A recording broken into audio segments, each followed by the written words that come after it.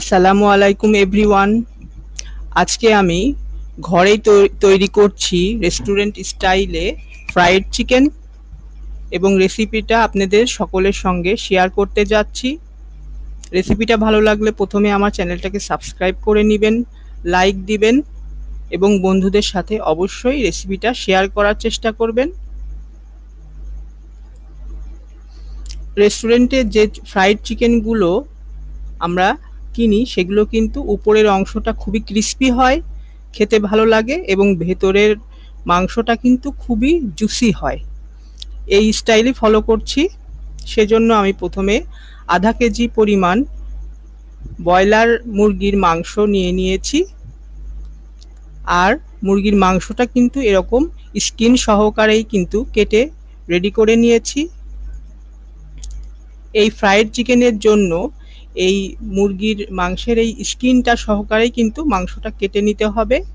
এবারে দিচ্ছি 1 টেবিল চামচ পরিমাণ আদা বাটা, আর 1 টেবিল চামচ পরিমাণ দিয়ে দিচ্ছি রসুন বাটা, 1 টেবিল চামচ দিয়ে দিচ্ছি মরিচ গুঁড়া, 1 চামচ দিয়ে দিচ্ছি জিরে গুঁড়ো,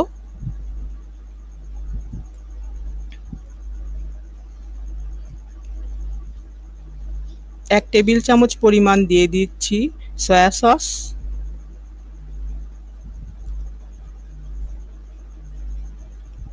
পরিমাণ মতো দিয়ে দিব লবণ।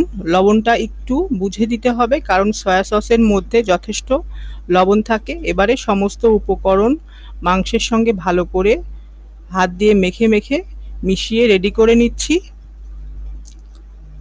এই ফ্রাইড চিকেনের কিন্তু এই স্কিনটাই বেশি জরুরি, তা না হলে কিন্তু ক্রিস্পি ভাবটা হয় না।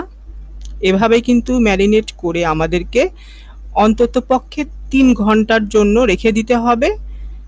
তবে চেষ্টা করবেন 3 ঘন্টা রেখে দেওয়ার। রেখে দিতে না পারলে 1 ঘন্টা অন্তত রাখতেই হবে, তাহলে চিকেনটা খেতে ভালো লাগবে।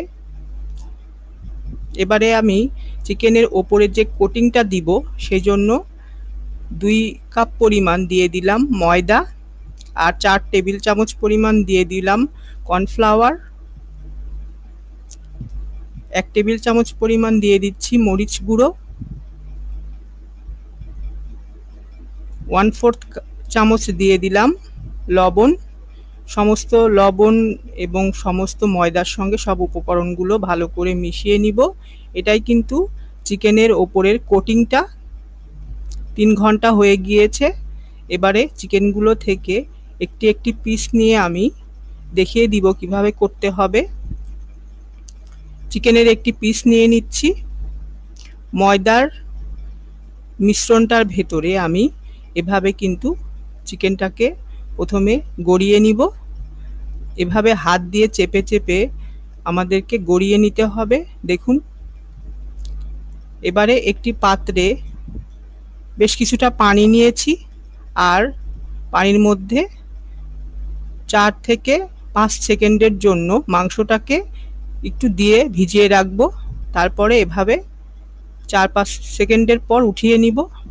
তারপরে আবারও ময়দার কোটিং দিব। আপনারা দেখে বুঝবেন যে কিভাবে আমি এই ময়দার কোটিংটা দিচ্ছি। ঠিক এভাবে হাত দিয়ে চেপে চেপে ময়দার কোটিংটা দিতে হবে। আর এভাবে কিন্তু ঝেড়ে ফেলতে হবে এক্সট্রা ময়দাটা।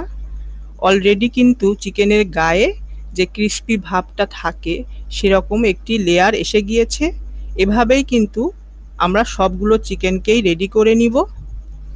আপনারা চাইলে এই কাজটা 2 বারেও করতে পারেন, আর অথবা একবারও করতে পারেন। এবারে যথেষ্ট পরিমাণ তেল নিয়েছি এবং ডুবো তেলেই কিন্তু আমাদেরকে এই চিকেনগুলো ভেজে নিতে হবে।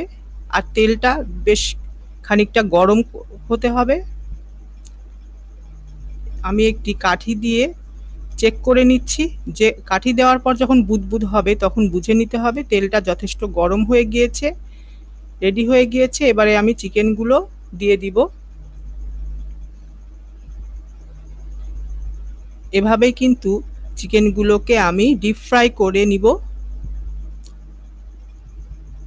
আর এভাবে খুব গরম তেলের মধ্যে যখন দিচ্ছি তখন কিন্তু বুদবুদ হচ্ছে, এটাই কিন্তু এই চিকেনের আসল ব্যাপারটা এখানে। যখন বুদবুদ উঠবে তখন কিন্তু চুলার আঁচটা একটু কমিয়ে দিতে হবে। এভাবে করেই কিন্তু মাংসটাকে মিডিয়াম আঁচে এখন ভেজে নিব। একটা পাশ হয়ে গিয়েছে, এবার উল্টিয়ে আরেকটা পাশ বাদামি করে ভেজে নিতে হবে।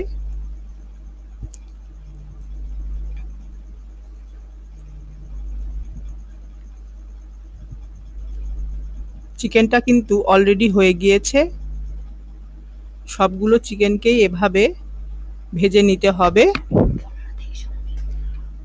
এটা কিন্তু আপনারা 15 থেকে 16 মিনিট ধরে ভেজে নিবেন, তাহলে রেডি হয়ে যাবে রেস্টুরেন্ট স্টাইলে চিকেনটা তৈরি করে নিলাম। খোদা হাফেজ।